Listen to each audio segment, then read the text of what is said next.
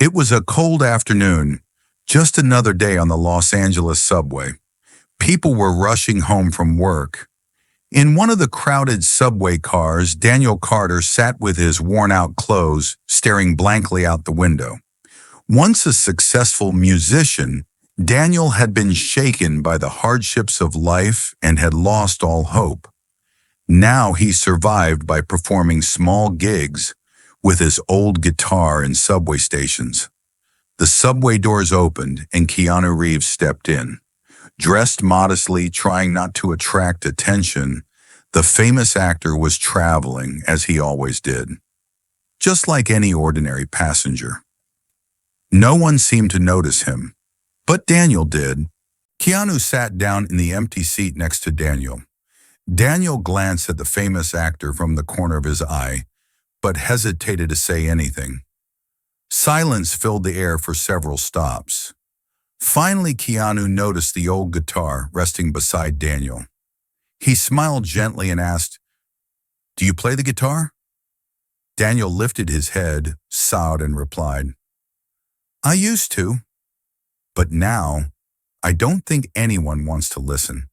Keanu paused for a moment and then replied sincerely, "Music isn't played just to be heard, it's played to be felt.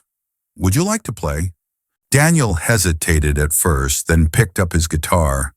His hands trembled as he started playing a melody. Midway through the piece, his voice shook, and he missed a few notes, but Keanu listened intently. A few passengers also took notice and began watching Daniel. Keanu nodded approvingly and said, "This is really beautiful. You put your soul into the music. Keep playing." With teary eyes, Daniel continued playing. Keanu clapped, and soon the other passengers joined in. That small moment reignited a confidence within Daniel that had been lost for so long.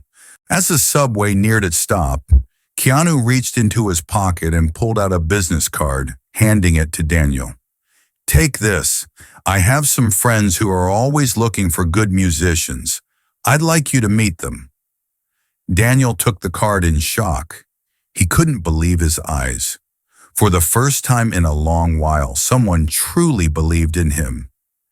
As the train doors opened, Keanu smiled and said, "Sometimes all we need is someone to truly hear us at the right moment." Then he stepped off the train. The business card belonged to a well-known music producer. For days, Daniel debated whether he should go, but eventually he gathered his courage and knocked on the door. The producer listened to Daniel and immediately recognized his raw talent. Within weeks, Daniel performed his first gig on a small stage. He remembered that moment on the subway, and Keanu's words echoed in his mind. Music should make people feel. Daniel had rediscovered his passion. Years later, he wrote a letter to Keanu Reeves. "Thank you for noticing me. On that subway, I wasn't just a guitarist. I was a lost soul. But because of you, I found myself again." Keanu smiled as he read the letter.